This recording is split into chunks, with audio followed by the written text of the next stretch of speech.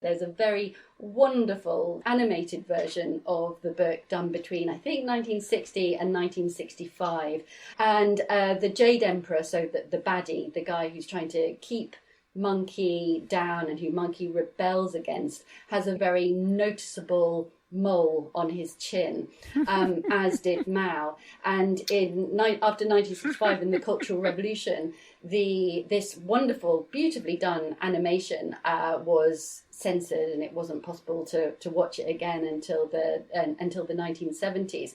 And the rumor went that the Jade Emperor with his mole had actually been a dig at Mao, and one of the important reasons why it had been censored is because of this not so veiled criticism of the guy at the top. Journey to the West has an amazing new translation, and none other than Julian Lovell translated it. Yes, that's the same Julia Lovell of Maoism: A Global History, a book so good that it earned a 2-part treatment last year on China Talk. Co-hosting with us is Brendan O'Kane, himself a translator of classical Chinese. One quick announcement: I'll be in the Bay Area October 5th through the 10th or so. It would be great to meet up with some folks there, either one-on-one or in a sort of China Talk meetup session. I'm hoping to do both. Please get in touch with me either on Twitter, or I'll leave my personal email in the show notes. Thanks. Julia, what is the Monkey King? Monkey King, also often known by the literal translation of its Chinese title, Journey to the West, 西游记 in Chinese, is one of the masterworks of pre-20th century Chinese fiction. So it's one of its qishu. We can't be sure exactly who wrote it because it was first published in China in 1592 anonymously, but some literary critics have identified a talented writer of poetry and ghost stories, a man from Southeast China called Wu Chang'en, as its author. What is more certain is that the novel's hero is Sun Wukong, a magic monkey king with superpowers like travelling 108,000 miles in a single leap, or he can turn himself into pretty much anything he likes. And he's also unbeatable at kung fu. But he's mischievous, arrogant, and totally lacking in self-control, and quickly gets into a huge fight with the Jade Emperor, ruler of the Taoist heaven, by guzzling all the immortal peaches, wines and elixirs reserved for a massive heavenly banquet. So this brings down upon him the fury of heaven. The Jade Emperor declares war on Monkey, and eventually, after several huge battles, the Jade Emperor has to call the Buddha in from India, and the Buddha punishes Monkey by imprisoning him under a mountain for 500 years. After which he's finally released to protect a Chinese monk, Tripitaka, on a dangerous pilgrimage to India to collect Buddhist scriptures. And 3 other fallen immortals are also chosen to go with Tripitaka again to redeem their sins. So there's Pigsy, a pig demon, Chubajie, in Chinese. There's Sandy Shaoseng, a river sand monster, and a little dragon who turns himself into a horse to carry Tripitaka to India. Monkey, Tripitaka, Pigsy, Sandy, and the dragon horse have to overcome multiple monsters, rivers, and mountains. They eventually reach India, deliver the sutras back to China, then become immortals in the Buddha's monastery. So the book's about many things. It's about religion, it's about faith, it's about spiritual journeys. It's also extremely funny and playful. But amongst these many other things, the novel also has this kind of character arc, this moral arc of redemption. So it traces Monkey's journey from troublemaker to virtuous Buddhist. How has this book been translated in the past?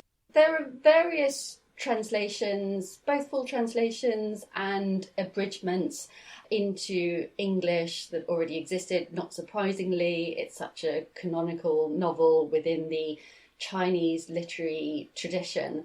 And I have enormous respect for these existing translations. So some of the most famous ones would be Arthur Waley's abridgment, Monkey, published in the 1940s. The professor of comparative literature at Chicago, Anthony Yu, put together both a 4-volume full translation between the 1970s and 1980s, and also an abridged version called The Monkey and the Monk. And the British sinologist William Jenner did his own full translation between the 1980s and 1990s. And all these different takes on the book are extraordinary literary and scholarly resources. My own history with this book was I was actually invited to take it on by a wonderful editor of Penguin Classics, John Siciliano. So it wasn't originally my idea. And it's not a project that I would have perhaps thought of naturally for myself. My training is very much in modern Chinese, and all my translations up to this point have been of 20th and 21st century authors. But as soon as I started to think seriously about it, it made really good intellectual sense as a way of developing my knowledge about Chinese literature. So first, it was a great chance to take a deep dive into the language and structures of pre-modern vernacular fiction, which is such an important influence on many of the contemporary novelists.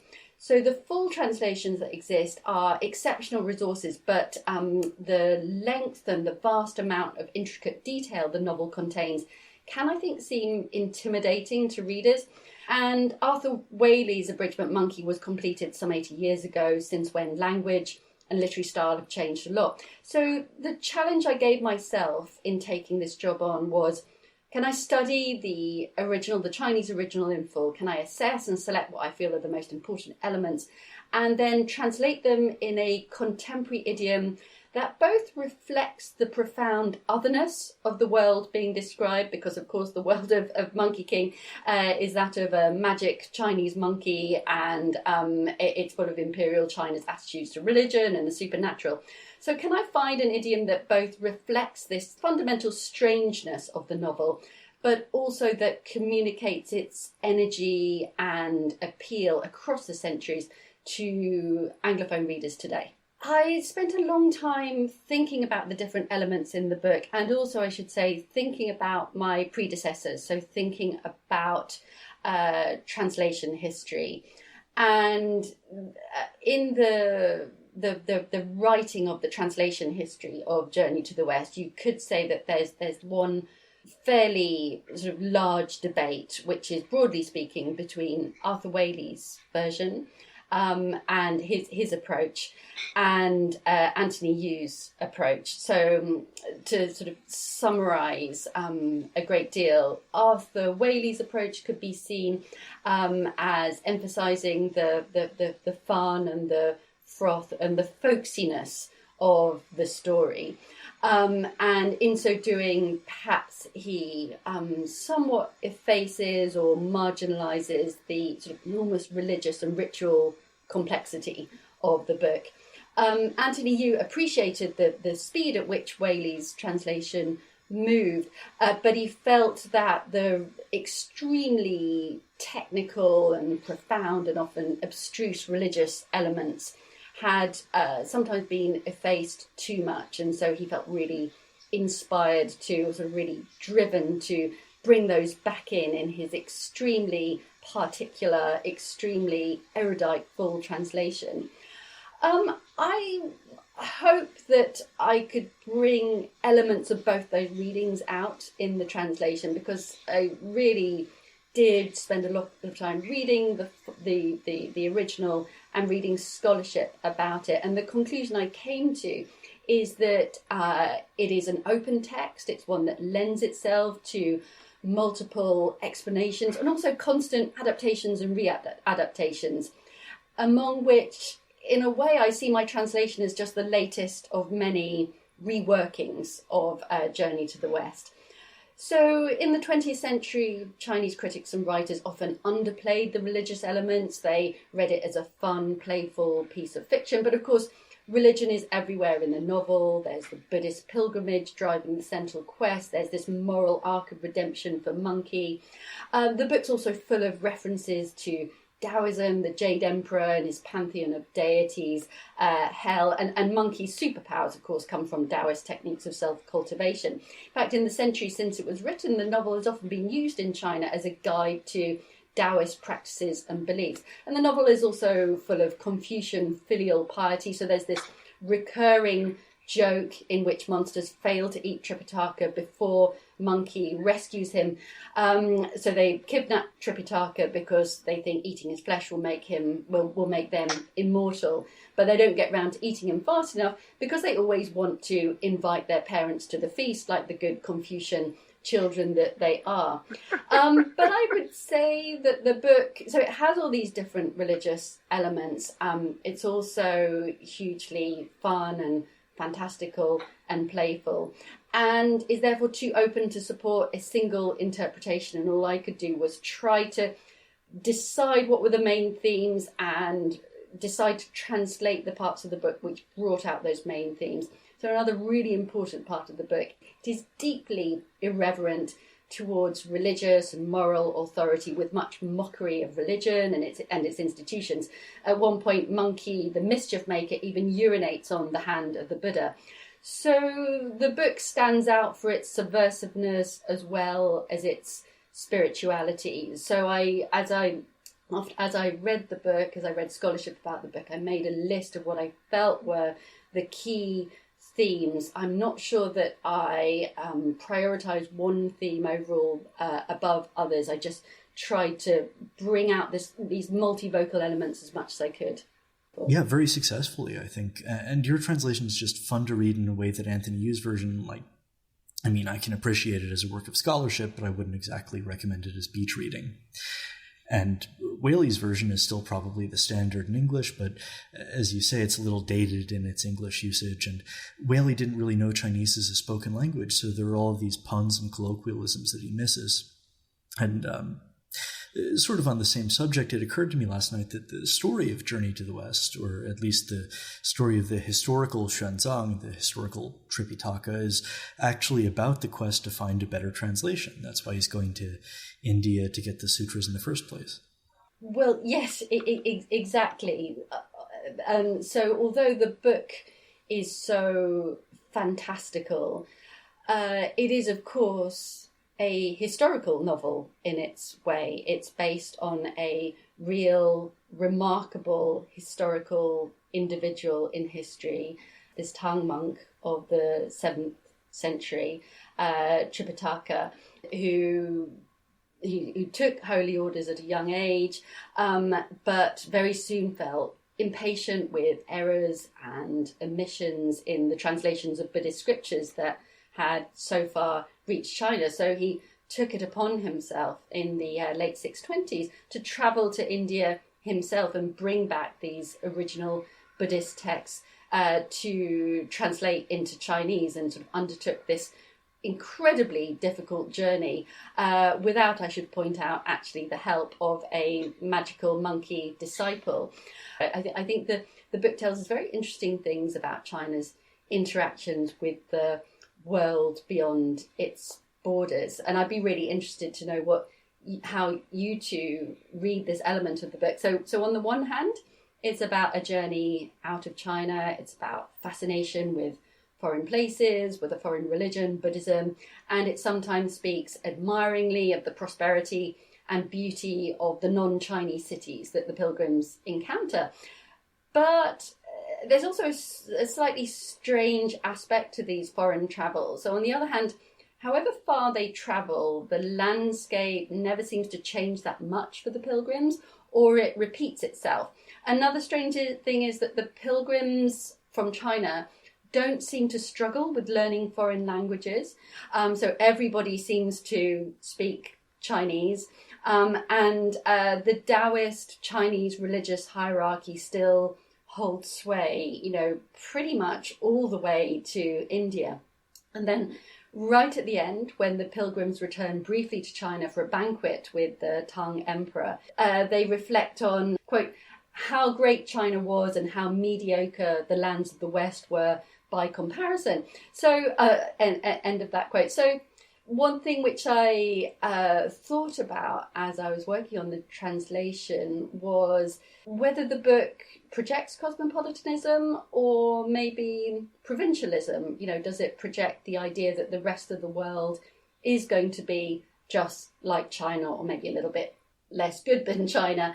And if the book is projecting this provincialism, is this done ironically or sincerely? Another really interesting aspect of this that the great Oxford sinologist Craig Clunas pointed out to me recently is, not only do the languages and the religions not change on the way out of China to India, but the food doesn't change either. There's always fried noodles to tempt Pixie with, or steamed buns, and so on and so forth.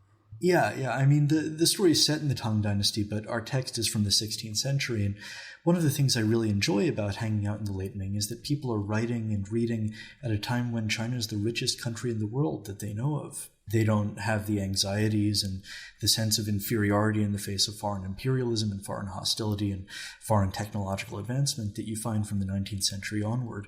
And that passage about the feast at the end of the book jumped out at me as well. And I think also before that, there's a mention in the episode about the kingdom of women where Tripitaka is from China and therefore he's wealthy and cultured enough to be a fitting husband. Yeah, I think everything you say there is completely valid, and I think it's really worthwhile looking in the novel for the imprint of the era in which it was written. I think that it can tell us so much about the intellectual, cultural, social, political, philosophical, and as you suggest, also kind of military, foreign policy history of the era of kind of the High Ming, if you like, or a little bit after the High Ming, maybe. The emperorship is starting to turn in on itself. It's starting to seem increasingly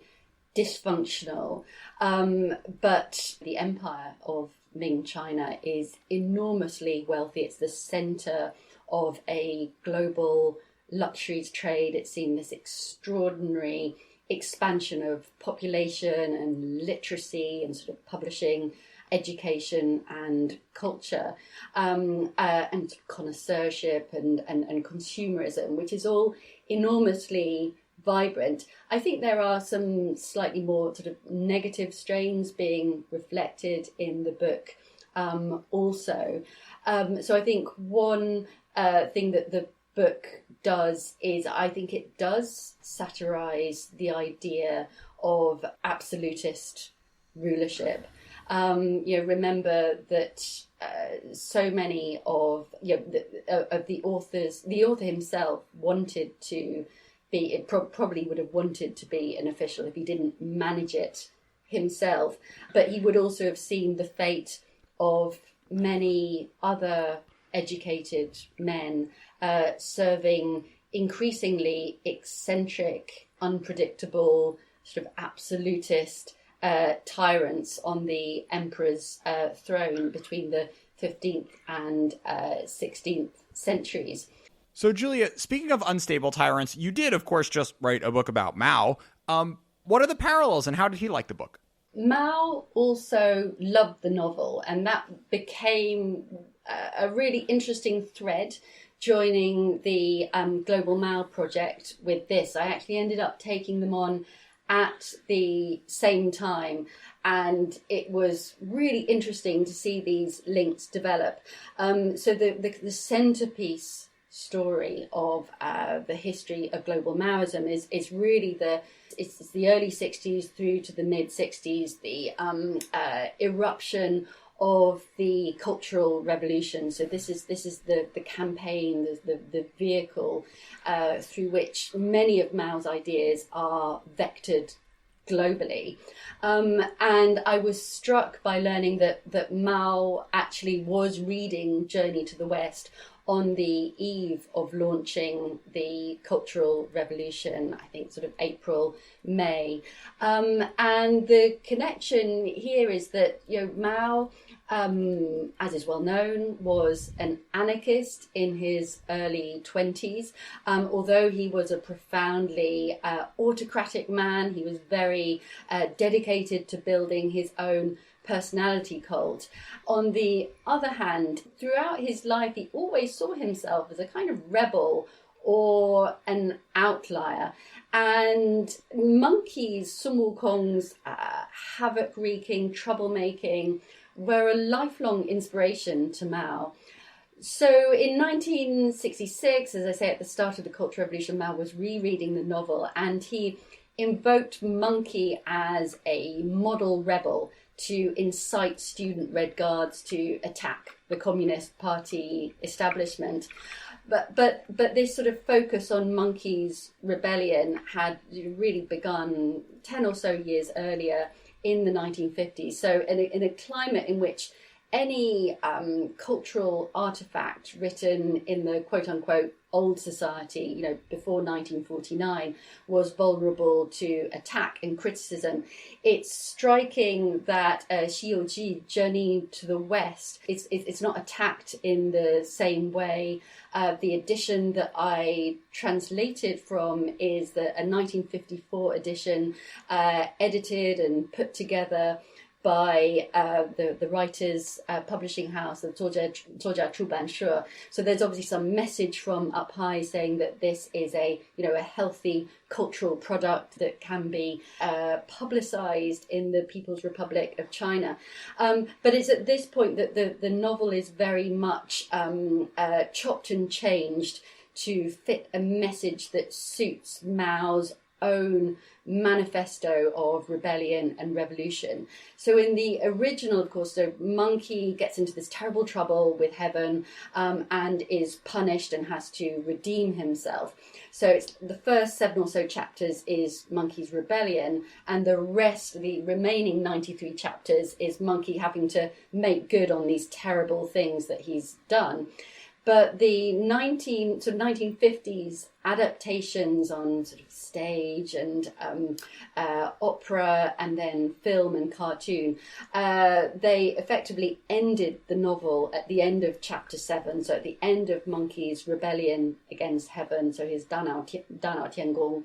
And they completely changed the ending of that. So rather than Monkey being chastised and pinned under a mountain by the Buddha, the story was changed so that Monkey was victorious. Monkey sort of brought down stuffy, old, oppressive heaven. So in the context of the 1950s, Mao's revolution, Mao's sort of peasant-backed revolution just having triumphed in 1949, it's very easy to see how this changing of the sort of reshaping of Journey to the West would fit with Mao's own sort of vision, political vision of the masses overturning the elites and the establishment. And Mao absolutely identified himself, I think, with Sun Wukong. Although an extra interesting footnote is that there's a still very wonderful animated version of the book done between, I think, 1960 and 1965 in 2 parts. And the Jade Emperor, so the baddie, the guy who's trying to keep Monkey down and who Monkey rebels against, has a very, very noticeable mole on his chin, as did Mao. And after 1965, in the Cultural Revolution, this wonderful, beautifully done animation was censored, and it wasn't possible to watch it again until the 1970s. And the rumour went that the Jade Emperor with his mole had actually been a dig at Mao, and one of the important reasons why it had been censored is because of this not so veiled criticism of the guy at the top. I'm so glad you mentioned the animated version of The Rumpus in Heaven. I want to second that recommendation. You can find it on YouTube. It's gorgeous. I think that was actually my first exposure as a kid to Journey to the West, a series of picture books that I got in Philadelphia's Chinatown with artwork that was either taken from the Shanghai animation studio cells or was strongly influenced by it. That's another of the really appealing aspects and remarkable aspects of the book. I think its ability to survive over the centuries in through adaptations and reworking. So it's a novel which is about shape-shifting, which has itself shape-shifted. And Journey to the West was actually, to my knowledge, my first contact with East Asian culture. So I grew up in remote parts of provincial England in the 1980s. These were times and places where China felt so distant from ordinary life, it almost seemed to exist on another planet. But on Saturday mornings, I would sit in front of the TV, mesmerised by a show called Monkey. And it was only years later that I realised this was a Japanese adaptation from the 1970s of Journey to the West. Now, the production values were low, the dubbing was clumsy, but there was something about the characters and the situations, they were so hilariously eccentric that the show became a cultural phenomenon for me and many of my generation in the UK. So when I actually read the novel as a university student of Chinese, I, of course, at that point, I began to appreciate the richness of the book, its religious elements, everything it tells us about Chinese society and culture. But at the same time, the aspects that had still appealed to me as a child, they still held.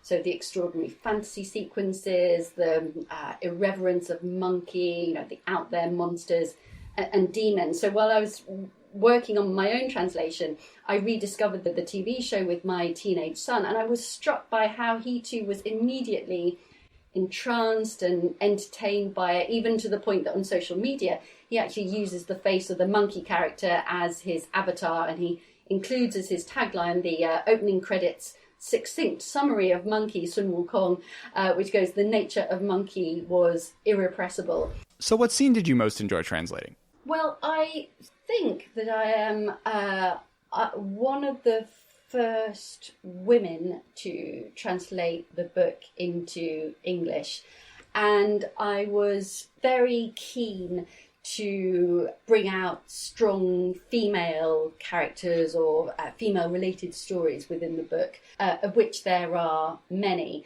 So at one point, the male pilgrims pass into the country of women.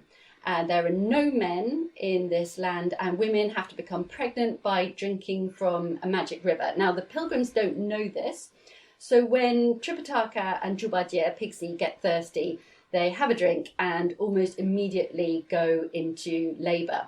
And Tripitaka and Pigsy immediately become quivering wrecks of fear at the prospect of childbirth. Even though they face so many terrifying demons already, it seems that nothing compares to the hell of labour. So although the writer was most likely male, I was struck by this empathetic appreciation of the trials of childbirth. And as someone who's gone into labour 3 times myself, I couldn't help but appreciate that perspective. And then after Monkey gets them out of that tight spot by getting them some more magic water as an antidote, the pilgrims still have to go through the land of women. They experience some very uncomfortable gender power reversals, so they're gaped at by women, they're forced into marriage, they have to experience a world where the other sex is so much more powerful than them. And I found this imagination of a world of sexual power turned upside down really fascinatingly subversive for a 16th century novel, and probably actually my favourite fight scene also involves a female demon, the very famous Tieshang Gongzhu, Princess Iron Fan. And she has a magic fire extinguishing fan that Monkey needs in order to continue on their journey. But she has a major grudge against Monkey. And so far from giving him the fan, instead she challenges him to a duel. Now Monkey is unable to best her in a fight.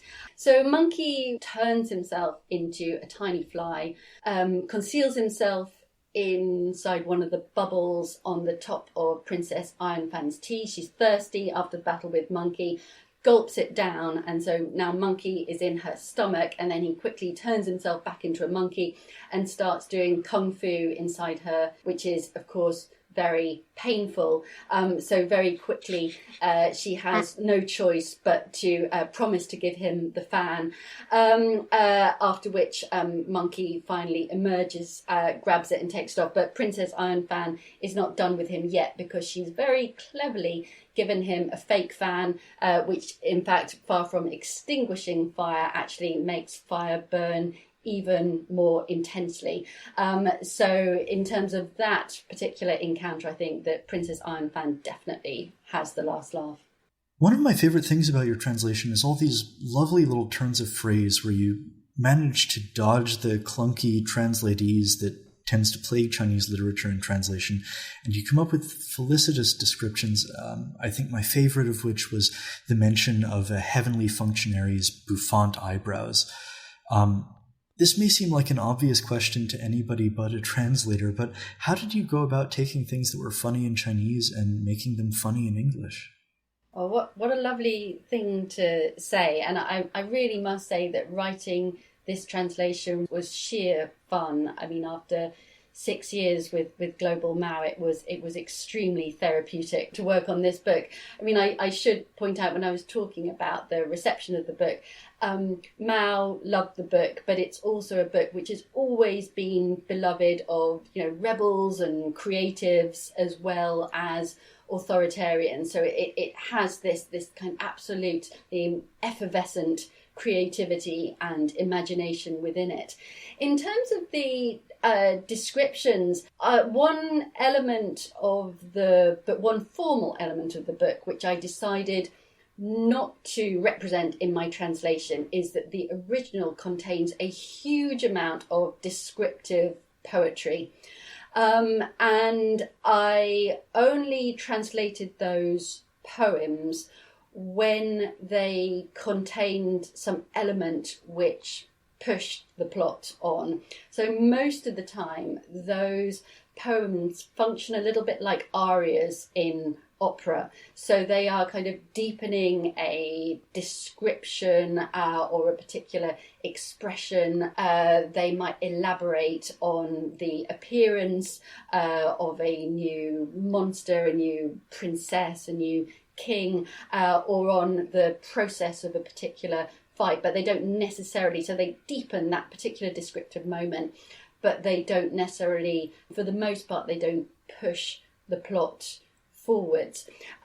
However, because they are so sort of rich and inventive in their descriptive elements, although I did not translate the poems for the most part as poems, I did very, very often incorporate their descriptive language in shortened forms, in hopefully forms which I felt would be vivid and immediate and direct. So I incorporated those descriptions into the prose that either came before the poem or after the poem. So that's just a wonderful resource of the 100-chapter original in Chinese, that you just have this intensity and depth of description, which is just an incredible thing for a translator to sometimes be quite magpie-like, to sort of pull out turns of phrases or styles of delivery that appeal to me and I thought might be useful.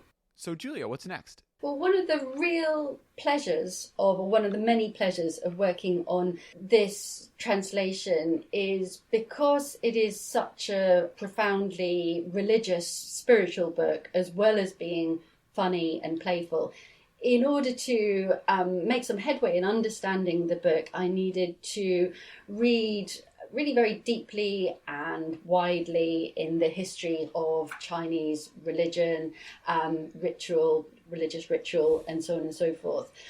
So that reading is ongoing, and it's led me to greater engagement with China's both written and deeper past, including archaeology, what it can tell us about the makeup of early Chinese society and culture. So at the moment I'm working towards a history of Chinese archaeology, both from the beginning of the 20th century through to the present day. So it's history and practice of this discipline. 500年向东吹的风，带走故乡内容，水帘洞里沉睡的梦，再没有什么开始英雄那天宫，穿越九霄时空，等谁来天摇地动，深海里的针把风暴操控。一个转身，山河裂开，是我飞出孤独的天才，没有骄纵的信心，畏惧的表情，打破虚伪的中脉客观。请看我大脑听过的心里听锣鼓，今天起夜，金甲有声音啊！我是起点大声。大声，大声，大声，大声！我是起点，大声，大声，大声，大声，大声，大声！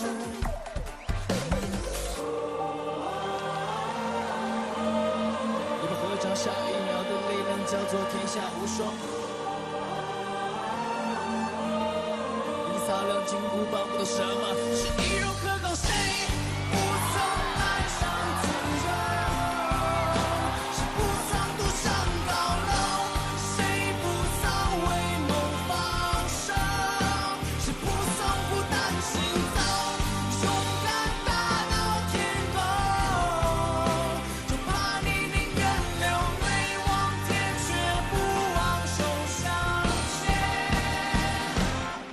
永下的爱恨情仇随茫茫浪涛见证有用，这个寸寸痛的痴心不是头南风吹来，你为何泪流百年？用沉默的烟火熏出伤口，解毒的只有一口饭，做了桂花酒让它收工，有些苦衷没人能懂，原来英雄也走走谢白晶晶的笑容，染红了夜空，化作心底入梦的彩虹。悟空是伟大却不做野心家，这是黄花算计的天下，虚当的真假，我随行走天下，我是齐天大圣，大圣，大圣，我是齐天大圣，大圣，大圣，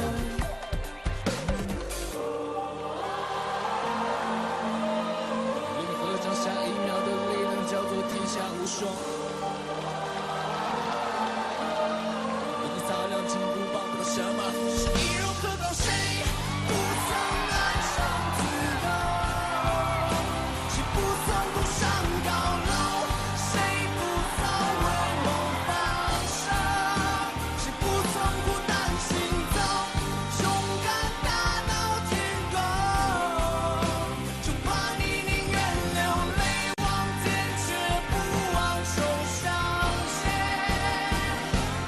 跟我一起放纵，放纵，放纵，跟我一起放纵，放纵，放纵，跟我一起放纵，放纵，放纵，跟我一起放纵，放纵，放纵。剩下的爱恨情仇随茫茫浪涛千种悠悠，这个寸寸痛的痴心不是头南风吹来，你为何泪流百年？用什么的烟火熏出伤口，解